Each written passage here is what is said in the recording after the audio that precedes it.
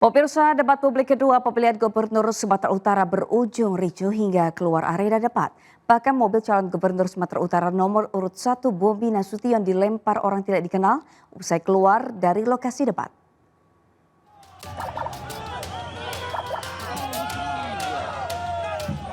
Video amatir merekam detik-detik kericuhan yang terjadi di luar lokasi debat publik kedua pemilihan Gubernur Sumatera Utara yang digelar di salah satu hotel di Kota Medan, Rabu malam. Sorak-sorai antar pendukung serta aksi saling lempar botol air mineral pun tak terelakkan antara kedua pendukung pasangan calon gubernur.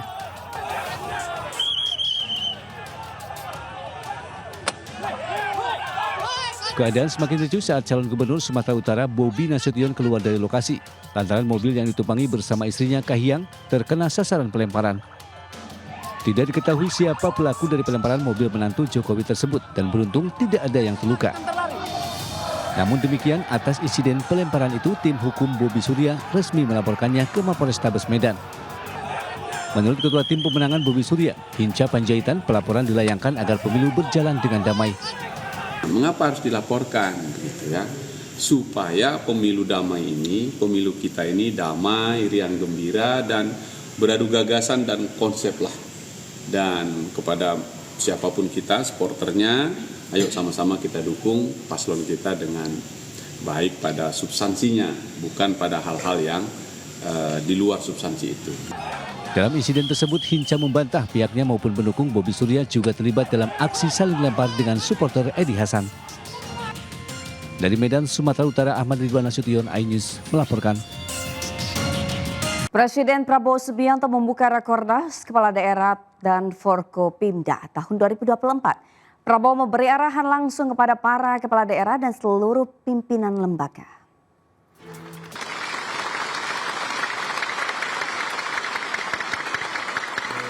Kementerian Dalam Negeri menggelar rapat koordinasi nasional penyelenggara pemerintahan daerah tahun 2024. Rakornas ini dibuka Presiden Prabowo Subianto dan dihadiri Menteri Kabinet Merah Putih, seluruh kepala daerah dan forum koordinasi pimpinan daerah se-Indonesia.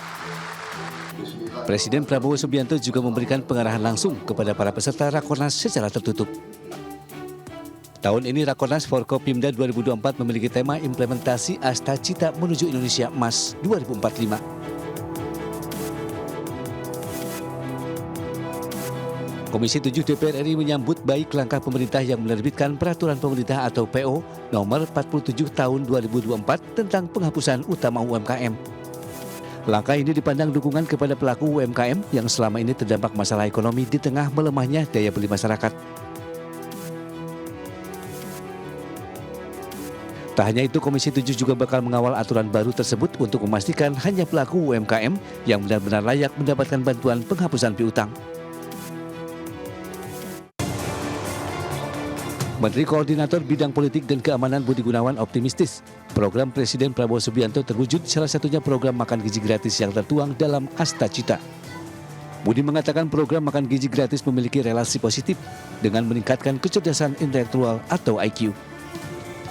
Budi mengutip hasil riset yang diterbitkan The Economist pada Juli 2024 yang menyebut bahwa makan bergizi gratis mampu meningkatkan IQ anak sebesar 15 poin.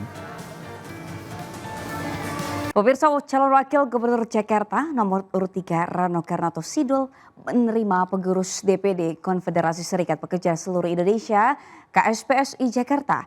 Sidul diingatkan kembali soal kesejahteraan kaum buruh atau pekerja.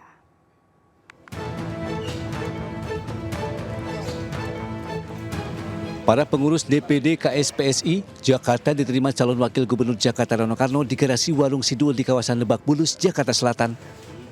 Kedatangan mereka bukan mengajukan tuntutan, namun mengingatkan kembali soal kesejahteraan kaum buruh ataupun pekerja, terutama masalah UMP. Pada kesempatan itu, Dul berjanji akan mengembalikan hak-hak para buruh.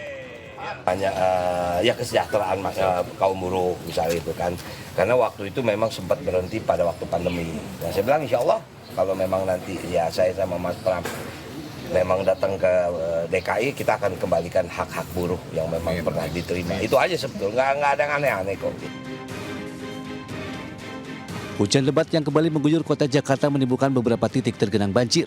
Kondisi ini menjadi perhatian bagi calon gubernur Jakarta yang saat ini sedang berkompetisi di Pilkada 2024. Dharma Pongrekun, calon gubernur Jakarta, menanggapi isu ini dengan menyebut penanganan banjir di Jakarta harus terlebih dahulu menyelesaikan akar penyebab dari terjadinya banjir tersebut.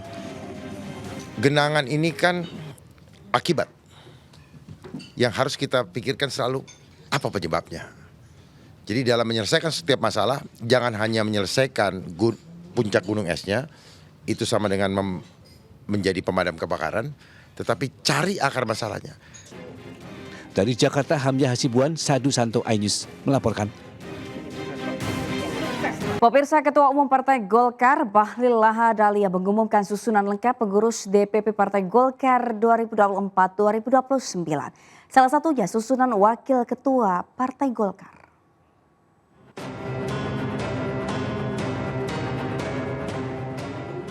Pengumuman ini disampaikan Bahlil di kantor DPP Partai Golkar Jakarta Kamis sore. Pemilihan pengurus ini atas pertimbangan berbagai aspek. Selain itu, Bahlil menyebut susunan kepengurusan juga memperhatikan masukan dari organisasi hingga organisasi sayap Partai Golkar. Dalam kesempatan ini, Bahlil mengumumkan posisi Wakil Ketua Umum, Ketua Bidang hingga Sekretaris Bidang DPP Golkar. Sementara isu Jokowi jadi kader Golkar itu tidak benar. Sampai dengan hari ini kami menyampaikan bahwa nama Bapak Presiden nomor 7, Presiden yang ke-7, yaitu Bapak Presiden Jokowi tidak dalam kepengurusan baik Dewan Kehormatan, Dewan Pembina maupun dalam struktur.